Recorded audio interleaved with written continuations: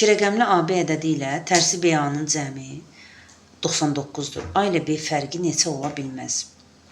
A, B-nin üzərinə BA gəldikdə 99 edirsə, deməli, burada bir yadda alınacaq şərait yoxdur.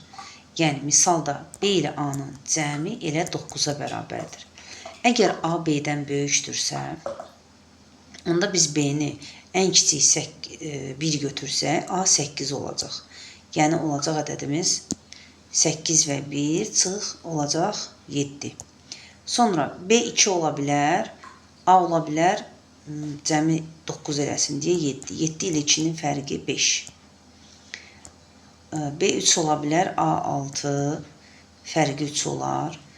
B 4 olar, A da 5, fərqi eləyəcək 1. Artıq A-nı 5 götürmüşük.